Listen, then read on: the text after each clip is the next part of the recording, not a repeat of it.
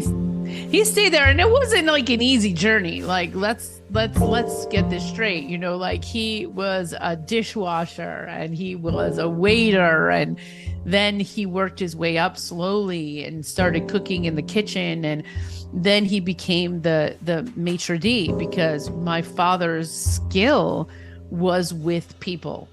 So it wasn't behind the scenes cooking per se. It was in front of the camera. It was face to face with those celebrities because he had the flair, the personality to do it. And so later on, he had a talent agent and he did a TV commercial. He was on David Frost and Johnny Carson. And so he was like the celebrity chef before there were celebrity chefs. And so I think that was the most fun thing. And we tried to get him on the Food Network, but they thought he was a little bit too old. So it was like, and I got to tell you, it was like between him and Emeril Lagasse, like at the time. And like Emeril beat him out because he was younger, but my father could have been if the internet and TV were as fluid as it is now, my father would have been one of those people, but he was a little before his time. Hello, everybody. Welcome back to Living the Next Chapter. I have a new friend here on the screen with me for recording today. Julie's with me today. We're going to be talking about her book in honor of her amazing dad, the singing chef. We're going to spice things up. We got a great recipe for everyone today here on the podcast, and we're going to share it with you. Julie, welcome to the podcast. Nice to have you here. Thank you, David, and thank you for having me today. This is exciting. I went down a wormhole of watching videos of your father cooking for people and singing his heart out, and I loved every minute of it, watching it. Can you tell me about your dad? Let's start with that, because that's the story behind our discussion today. Tell me about this gentleman, and tell me what inspired you the most when you watch back videos and stuff of your father. Well, my father began his journey in Italy. He was born 1938, and during the war, so World War II, he was a young boy. And so what happened is his family was a bit hungry. They were starving. They didn't really have enough food. They were poor. And so when my father went to town, he used to see people in restaurants. And he would look at the window, from the outside. He was a voyeur of the restaurants. And he thought to himself, wow, if I could just be in there, I will never starve again. And that was the thought and the message that he had as a very young boy. And so what that did was it kind of gave him a hunger for and a passion for cooking. And even in the very beginnings of his life during World War II, there was a Nazi occupation in Italy. So they were hiding. They were, had Nazi prisoners in his village that he was in. The Jews were hiding, actually, not the Nazis. The Nazis were having an occupation in the town that he was in, but there were Jewish people that they were hiding. My family was hiding Jewish prisoners. Wow. And so what they would do is they would give them food. And so my father would take some of the food that he had to eat and gave it to them because he was starving and they were starving, but they were hungrier than him. So he felt that because they were hungrier than him, he wanted to feed them. So this kind of fueled my father to really lean into wanting to work in the restaurant industry, because that's all he knew is all, when you're in pain and you're hungry, you always have that in front of you. And so my father's big message was, I just want to help the starving kids in the world. That was really what he wanted to do. And so went on to leave Italy because there was not enough work there. He went to Switzerland and then found himself on the Orient Express. He worked on the Queen Elizabeth. And then he made his way over on the Queen Elizabeth. It's like one of those love stories where he met a woman on the Queen Elizabeth who brought him to the United States. Wow. And he was going to live happily ever after, but then he had a twist of fate and, a lot of bumps in the road. So the story goes, that's how he got to America. And so the book is called Stay on Course, The Life and Legacy of Ennio Riga, Chef of the Stars. And what happened was my father, and I'm leaving out some of the story. I will go Good. back to the story. Okay. But what happened is when my father found out that he was dying, he was diagnosed with stage 4 lung cancer. He was like, "Oh gosh, I have to finish my book," because he had started to journal his life when he started to have a stint with celebrities. So the next round of events in his life were when he would go to Switzerland, the Orient Express, later on working at the Waldorf Astoria in New York City, the CBS building, and then he worked at the Resorts International from 1980 to 1984. For some reason, my father's theming of his life were celebrities. So he would run into celebrities or royalties or whoever. It was just amazing to see how many people my father interacted with. And in the book, I list out all of these names, and there's like 82 or 85 Oh, celebrities wow. that he connected to.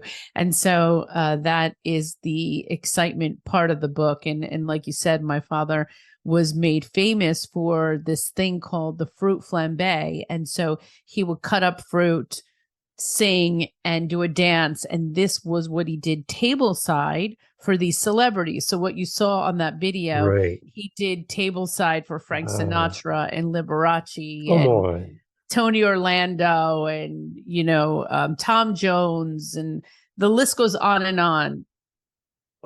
And so that was what he was journaling, his pictures with those celebrities, the stories, and so on. And so here we are. That's amazing. Okay, so tell me more about the man at home.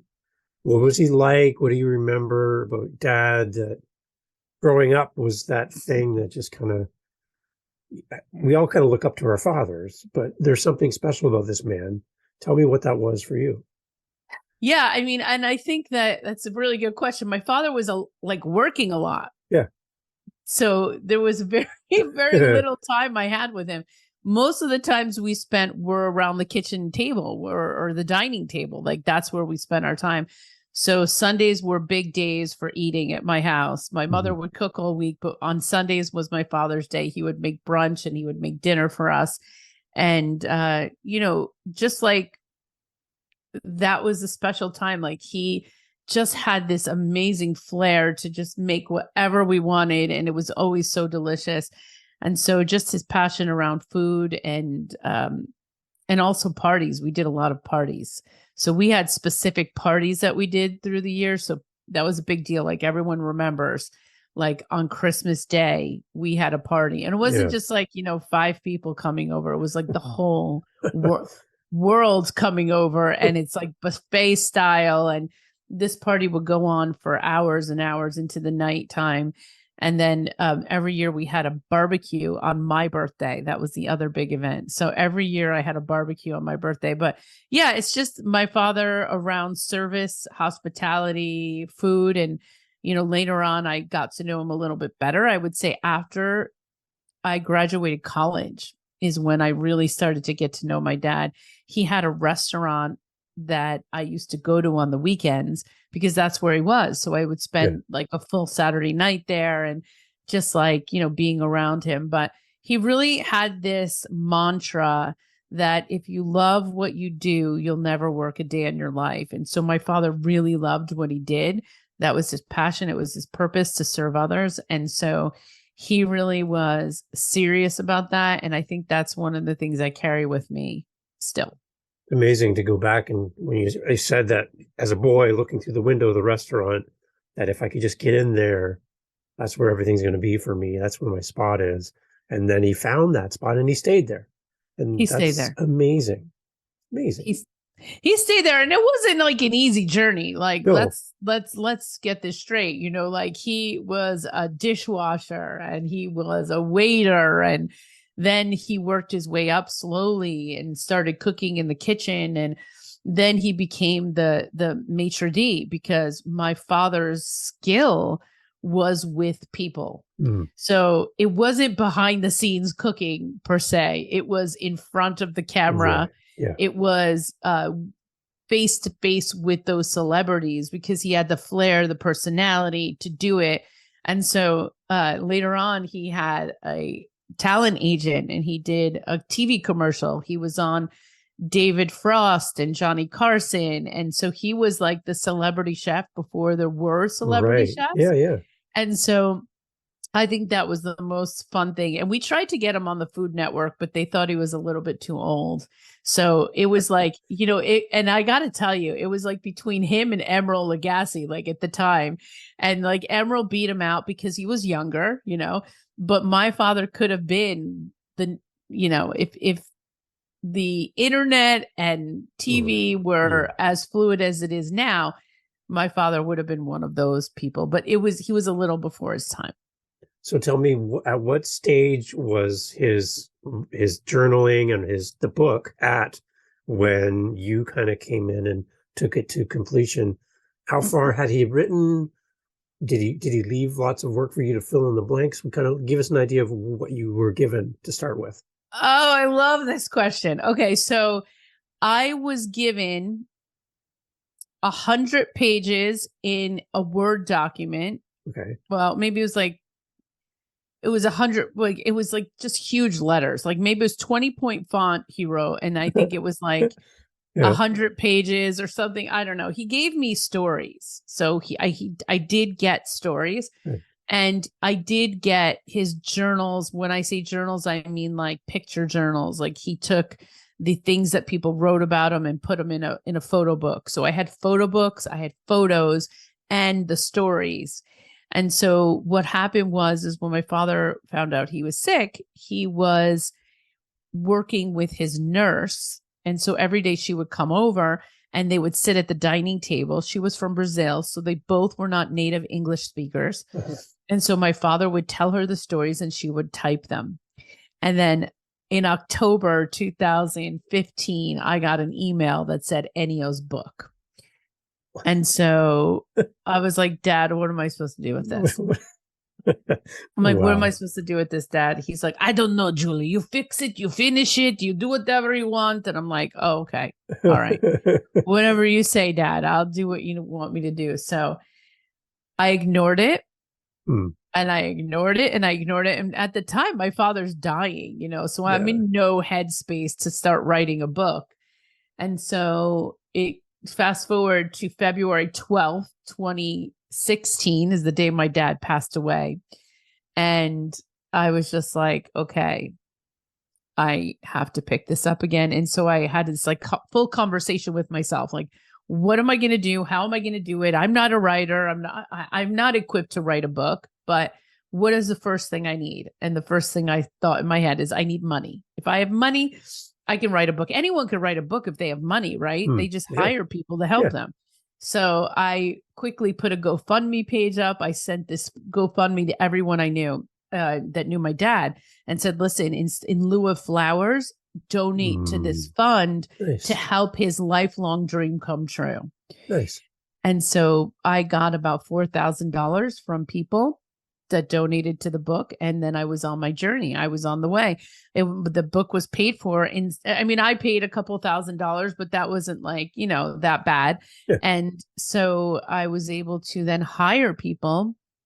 I hired 2 book coordinators because we had to take pictures, match them with the stories. We had to fact check a lot of things because it's a biography. So we did a lot of fact checking. And then I hired another person who helped me like read out loud the stories because we had to make sense of them.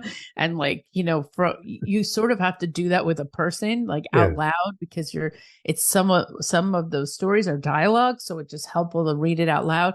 So we did that together. And then after that, I had another editor who was like a real professional editor that helped me with that. And then a line editor and, all those other things that go along with the book. But it was quite a journey. It took me 2 years and I did it on the side. I did it after my job and, having a kid, and I was just newly married as well. So it was 2 years of that and we did it. We got it done.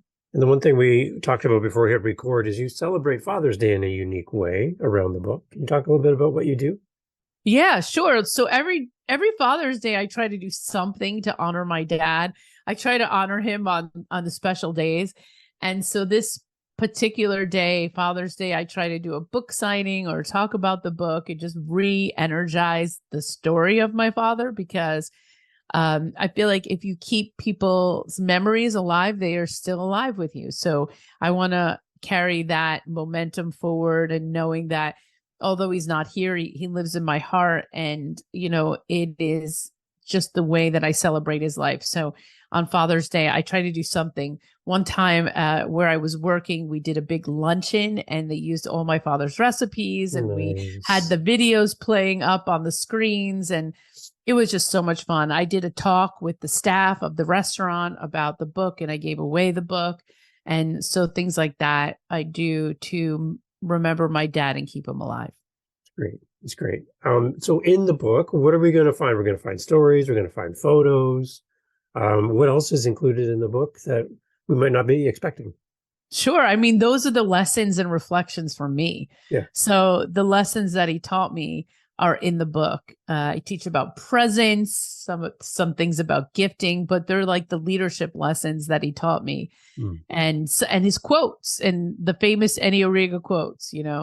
If you love what you do, you'll never work a day in your life, and if the world falls down on your shoulders, brush it off and keep going your way. Stay on course. I love it. And okay, so stay on course. That now makes sense as well, because I'm looking at your website while we're talking, and there it is. Stay on course. It's right there in front of me. So, is that the correlation then? Is that it?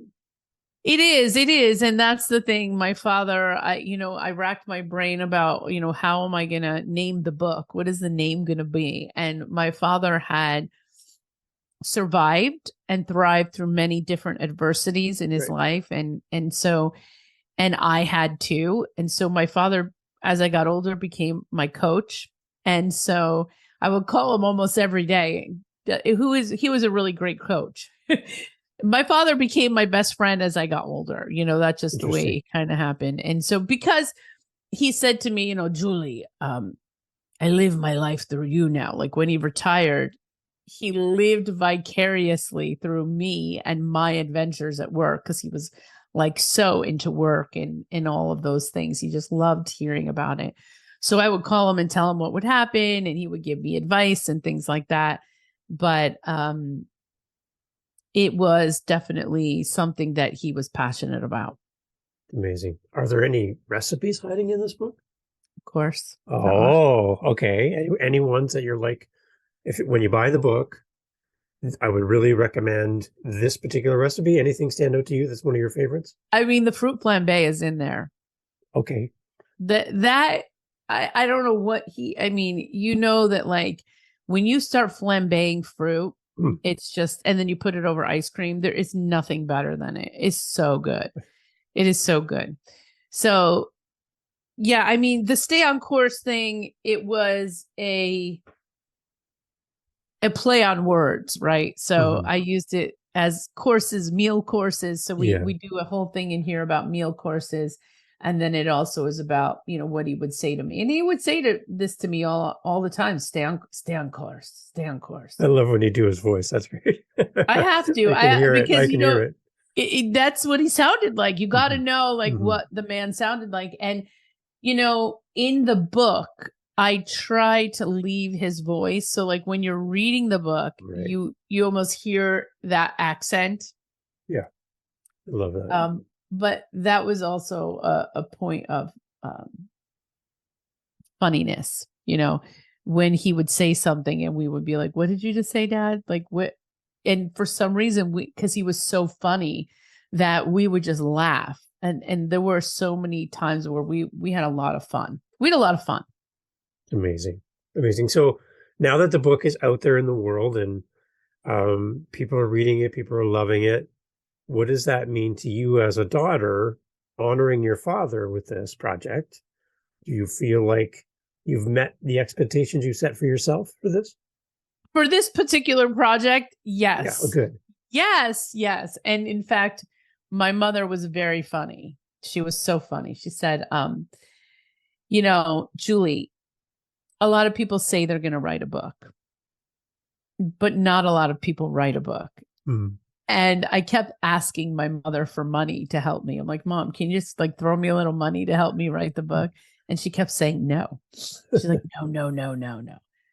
And that was the reason why. That was her why, because a lot of people say they're going to write a book and not a Mm. lot of people write a book. So in her head, she didn't believe me that I was doing this. And she said that the entire family was betting against me that I was actually doing this. Wow.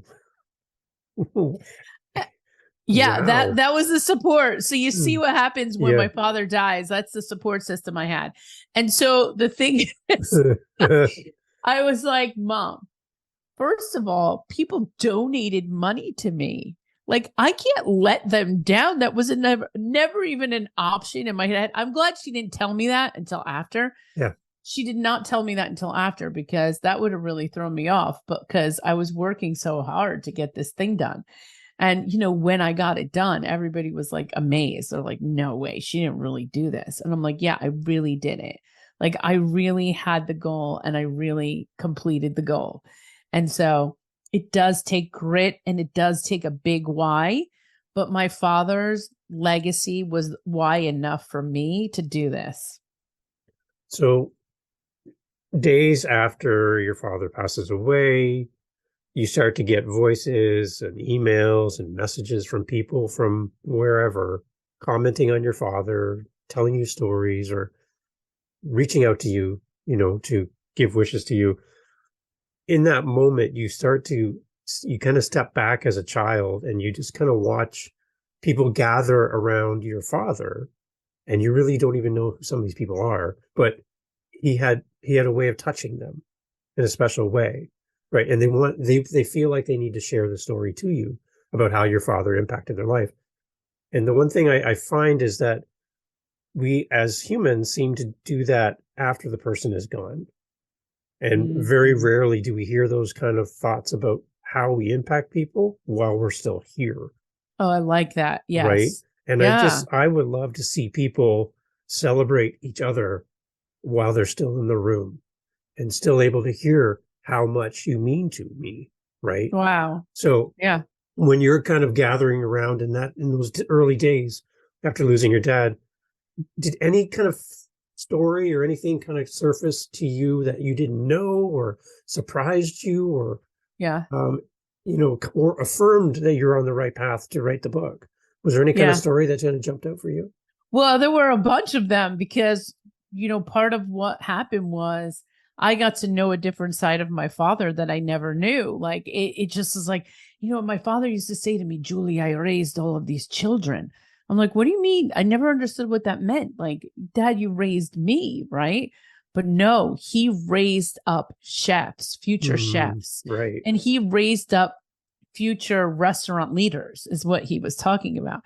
He was like the father to them. And so I got to understand what that meant after he died and the stories that people would tell me. Like, so, oh my God, there's so many stories and they're all in the book. But Yeah. one particular person said to me, well, they found me somehow on Facebook and said, "Listen, I heard about your father. I wanted to reach out to you and let you know that he meant so much to me.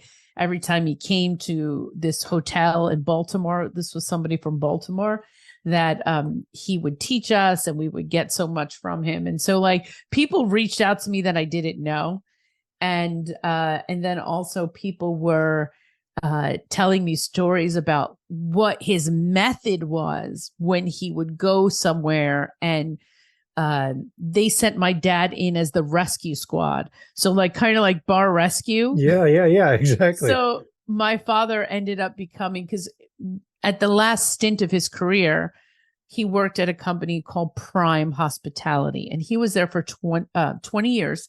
He was the executive corporate chef for Prime Hospitality. And it was in that job that he really became the mentor, coach, and trainer of all of the chefs that were rising up into their careers. And so there's a lot of those individual men, and I don't know how many women at the time, but mostly men, that I had conversations with, and I understood like what my father meant to them and what they learned from my father, because a lot of those people learned some of their cooking skills from my father. A lot of those chefs didn't even maybe go to college for this, but my father taught them, what it is they needed to do, taught them about hospitality. And so he did a lot of trainings.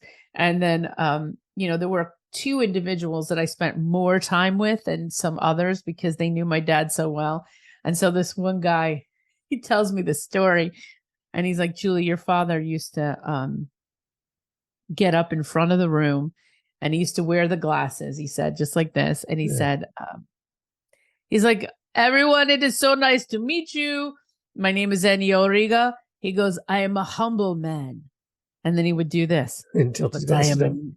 He would do this. He said he would pull down his glasses, but he would be like, but I am a national treasure. I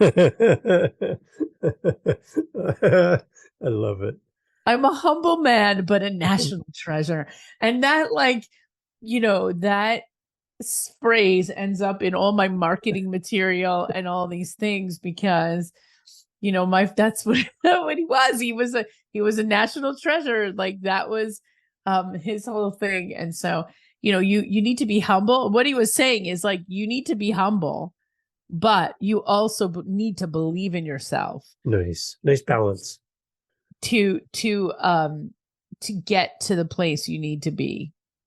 Amazing. Okay. So Julie, there's someone listening and they have a box in front of them of notes from someone who is no longer with us, a journal, something that would just make a great book, but they're sitting through boxes of papers and notes and they want to do what you've done. They just don't know where to start and they're looking for some advice.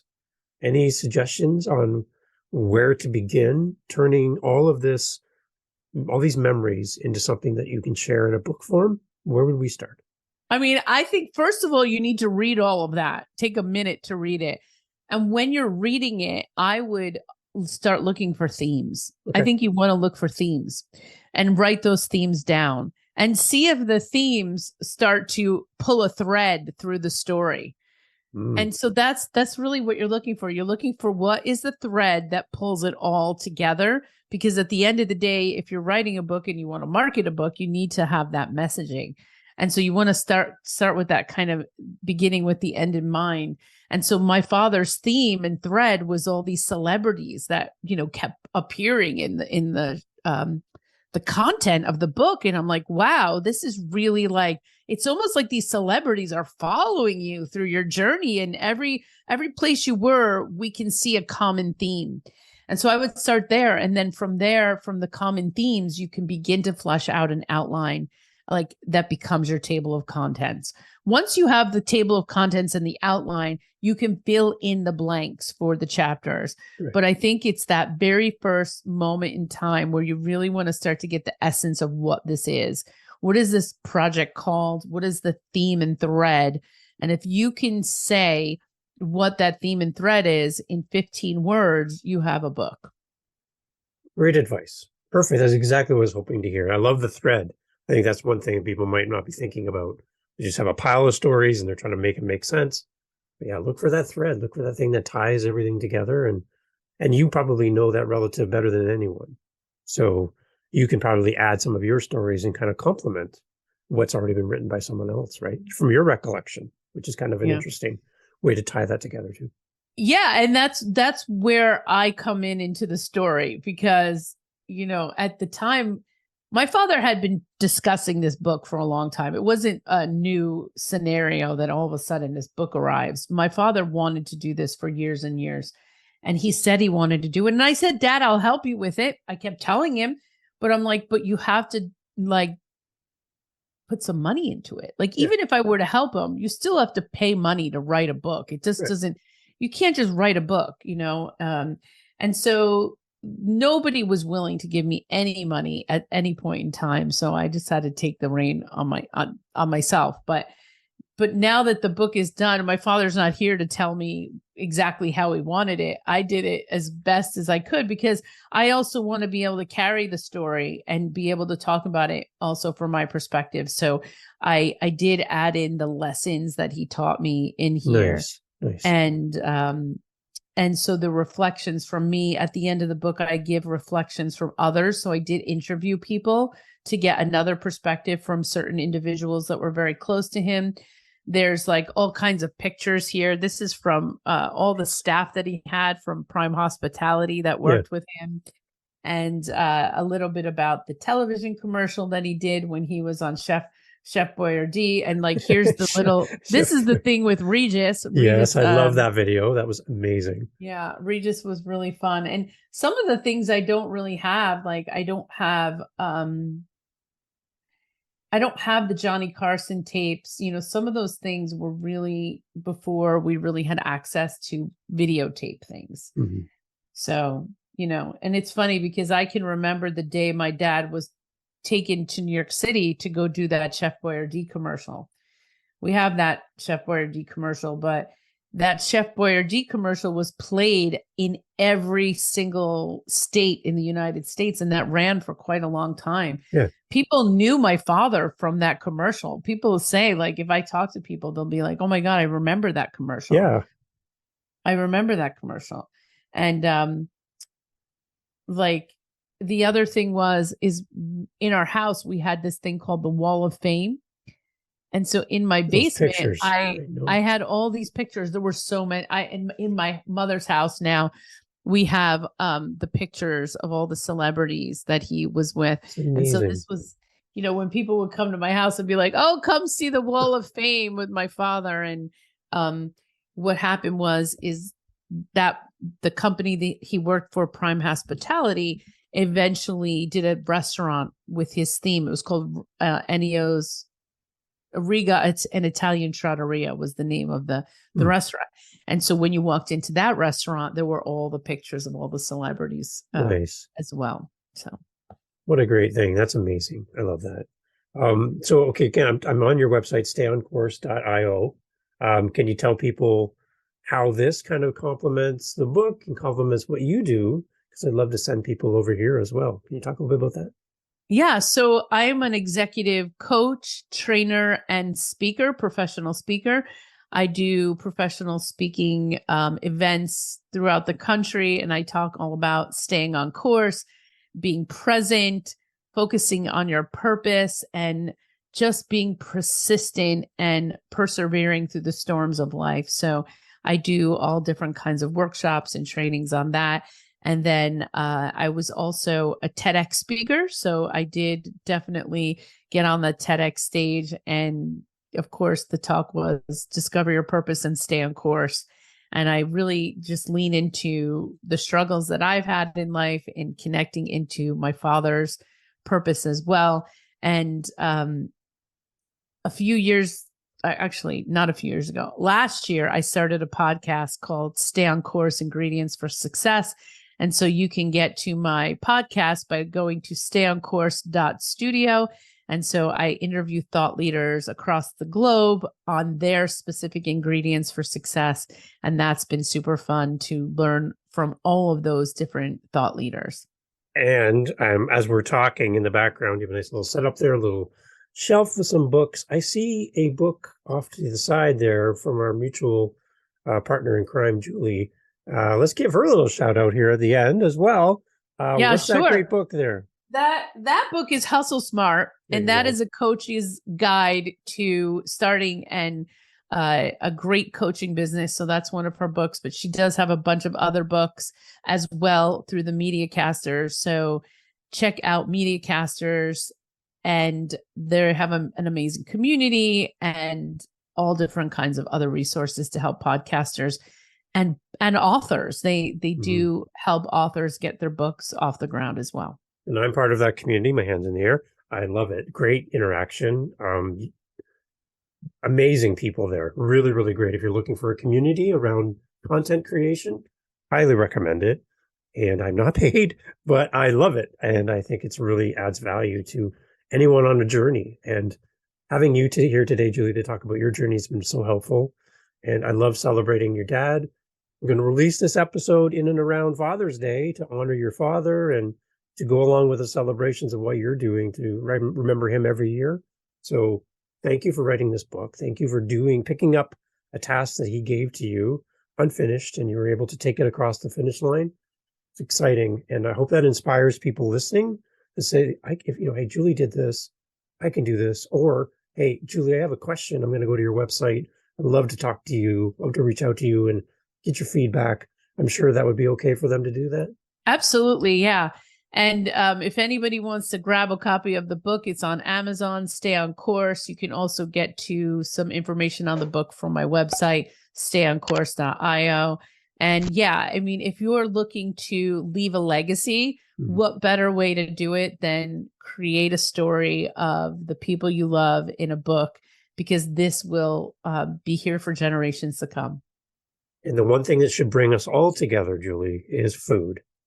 Absolutely. As we gather around the table and have family time and celebrate together. And that's what I love about your father as a young boy, looking into the restaurant, turning that into a career, and then helping other people do that. What a story. And the fact that food brings us together. I'm so happy to have met you and to feel like I know your dad through your storytelling about him and his journey. He sounds like such a great guy. And I wish I could have met him, but I get to see him live on through the book. So thank you for writing this book. Thank you so much, David. And thanks for having me today. I'm really grateful for you and your podcast. And one of the things that I want to leave the audience with that you said, I think that really touched me today was, let's celebrate the ones we love while they're still here. And let's have that time where we can really tell people how much they mean to us and what their strengths are and how they're really making an impact of the world. And so we can celebrate people while they're still alive and then after they pass as well. So I just want to wish everybody a happy Father's Day, to celebrate those fathers that are here and the fathers that are not. So thank you so much. Amazing. So you have a little bit of homework for everyone, please. When you look in your calendar and your next meeting that's coming up, and it's that person you talk to multiple times a week, and you've never actually stopped to say, listen, I want to let you know at the beginning before we get into our business stuff, I really appreciate you. I really admire you. This is what you do to me, or this is the value you bring to me in my life. I want to let you know that you really matter to me. And I don't say it enough, but thank you. If we can add that piece of homework to our week this week, I think you'll see a little difference in your life and in their response. You're going to shock some people. And if we can all do that, I think it's going to help our weeks and our days. And again, let's not wait till somebody's gone, like you talked about, before we recognize how amazing people are in our lives. So, and Julie, thank you for being amazing on this podcast. Really appreciate it. Thanks for having me. Awesome.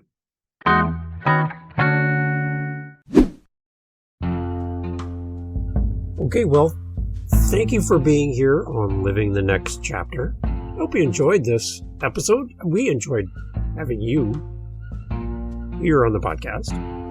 Our authors are amazing. I hope you appreciate their time, their effort to make this possible.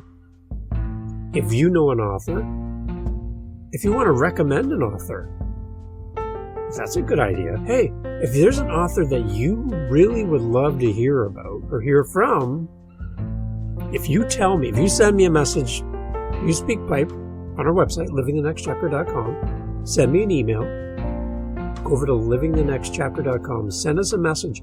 We will forward your message to that author and say, listen, you are being requested to be on Living the Next Chapter. Our audience can't wait to hear from you. You can help shape the show. Yeah, you. You could do that right now, actually. You got a minute, right? Okay, how about you do that? livingthenextchapter.com. I'll see you over there. Recommend an author. Yeah. See you. Thanks.